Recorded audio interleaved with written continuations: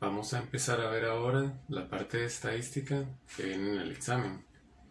Esto ustedes generalmente se lo van a encontrar al final siempre de los temarios, solo que yo decidí cambiar un poco el orden. No va a cambiar nada en realidad como respecto a los otros temas que faltan, que veamos esto primero. Primero, digamos que es la estadística, es básicamente una forma de agarrar información y presentarla. De hecho, los periódicos, las noticias, hasta los programas deportivos, muchas veces lo que presentan son estadísticas, son una recopilación de datos de algo que sucede y ellos lo presentan para que el público pueda leerlo de una forma aceptable, vamos, para que sea algo entendible. Aquí, sin embargo, vamos a empezar con unos conceptos. Lo primero que vamos a ver. Aquí, el primero que vamos a ver es el de unidad estadística. ¿Qué es la unidad estadística? Es el sujeto que brinda la información. Por ejemplo, si uno quiere recopilar como, no sé, la cantidad de horas que duerme una persona, yo que sé, en ACRI, la unidad estadística sería el ser humano ACRI, digamos, la persona ACRI. Sería simplemente, esto es como de forma unitaria, el sujeto. Es el concepto de quién me brinda la información. La población es el total de sujetos, es decir, son todos los que comparten de la característica de estar dentro de la unidad estadística.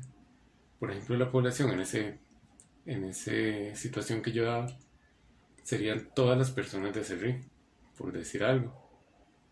La diferencia entre la unidad y la población es que la unidad es solo como el concepto de la persona, en cambio la población es el número de personas, del total de personas que viven en la CERRI. El siguiente concepto es la muestra. Resulta que cuando uno aplica un estudio estadístico, generalmente es como los censos. El censo se supone que es información de todos los habitantes de Costa Rica, pero se le pregunta nada más a los líderes de familia. Entonces la muestra sería eso, a las personas a las cuales se les está aplicando se les está sacando la información. Solo los líderes de familia en un caso así, o por ejemplo, no sé, como que en eso que yo decía de si uno quiere estudiar el número de horas de sueño de las personas de CERRI, si no se quiere entrevistar a todas, lo que se puede hacer es entrevistar a varias personas por barrio. Y eso sería la muestra, en realidad quienes sí están respondiendo la información. Esto se hace porque generalmente cuando uno hace un estudio estadístico sale muy caro aplicarle ese estudio a todas las personas. Entonces lo que se hace es distribuirlas de forma de que se le aplique solo a una parte de esta, pero sea suficientemente fiable esa parte. Entonces, la unidad es como el concepto, la población es el total de unidades y la muestra es una parte de la población. ¿Cuál parte? A la que se le aplica realmente el estudio. Ahora las variables. ¿Qué es una variable? Una variable es básicamente la característica que se quiere estudiar. Eso es lo que se quiere estudiar, la variable, lo que yo quiero obtener. En el ejemplo que yo daba, la variable sería las horas de sueño.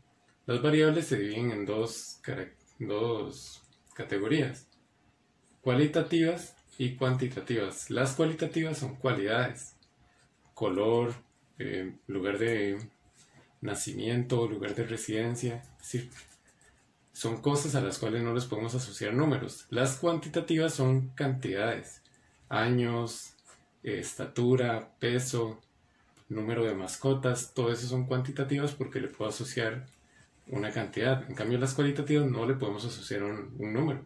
Es decir, al color rojo, yo no le puedo asociar, no lo puedo interpretar como un número, porque es un color, es algo más, es un concepto. Y por último, los datos. ¿Qué son los datos? Es la información que se obtiene a partir de las variables. Es decir, la variable es como el concepto, pero los datos ya es los números o la información que se obtiene una por una. El conjunto de todo lo que se obtiene, esos son los datos.